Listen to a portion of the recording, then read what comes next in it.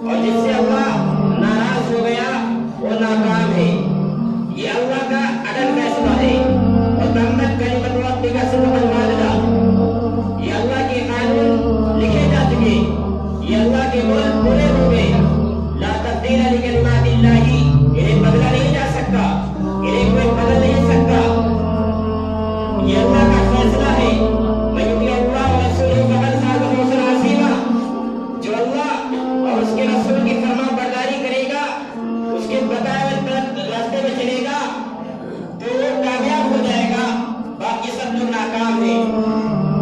ومن یعص اللہ ورسولہ فقد ضل ضلالا مبینا، جو اللہ اس کے رسول کی نافرمانی کرے گا وہ بہت بڑی گمراہی میں چلا گیا.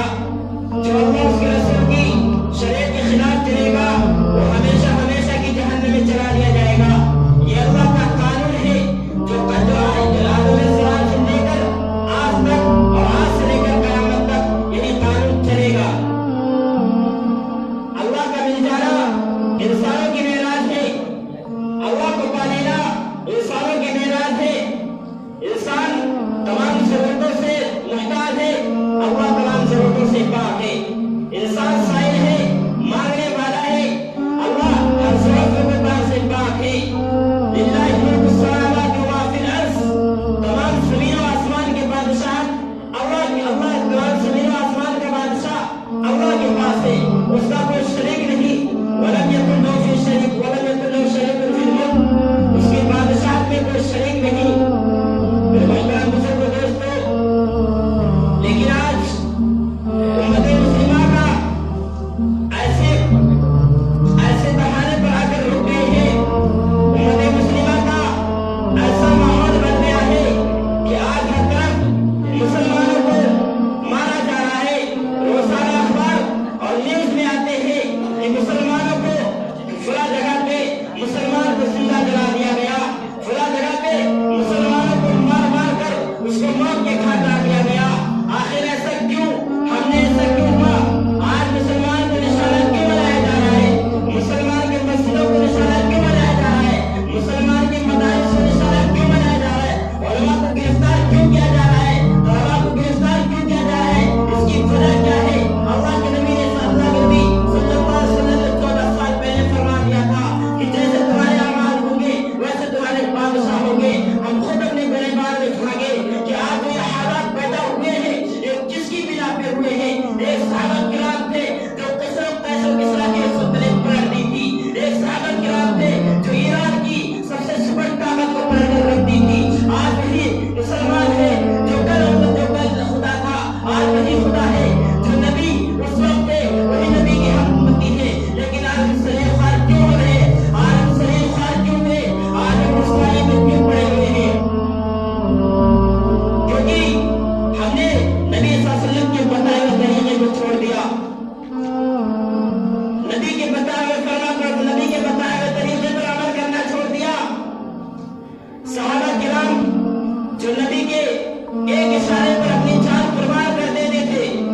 جنگیں بڑھتے جب اللہ کے نبی صلی اللہ علیہ وسلم نے فرمایا 40 صحابہ کرام کو جو تیر انداز کے ماہر تھے ان سے کہا کہ تم اس پہاڑ پہ چلے جاؤ، یہاں پہ تم رہنا، ہم جنگ جیتے یا ہارے، جنگ ہمارے حصے میں آیا دشمن کے حصے میں جائے، لیکن تم وہاں سے بھاگنا.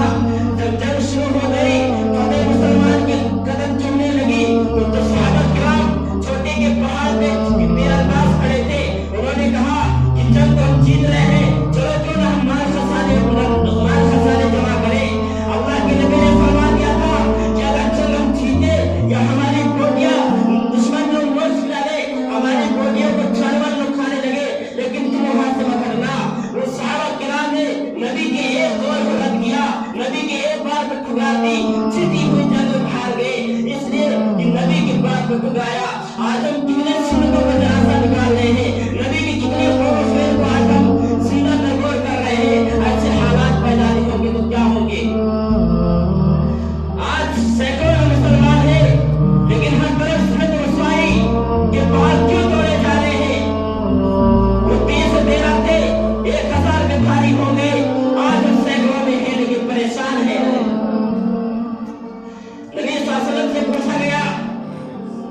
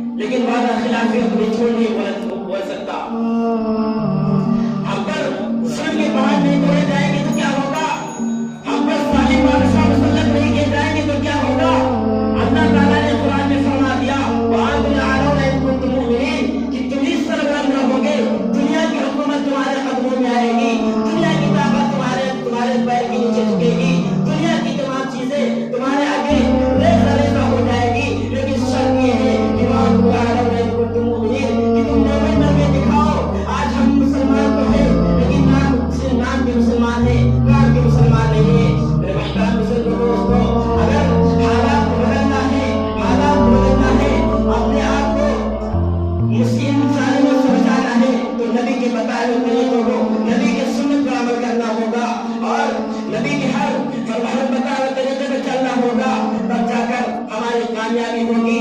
वरना यूं ही रोने से कुछ नहीं होगा। या खुदा हम पर सालिम बादशाह मुसल्लत कर दिए हैं। रोने से कुछ ना होगा, करने से होगा। खुदी को कर बिना बुलंद और तकदीर से पहले खुदा से पूछे बंदे से बताते हैं ऐसा क्या है। मेरे महतरम मुस्लिम दोस्तों, अजीज साथियों,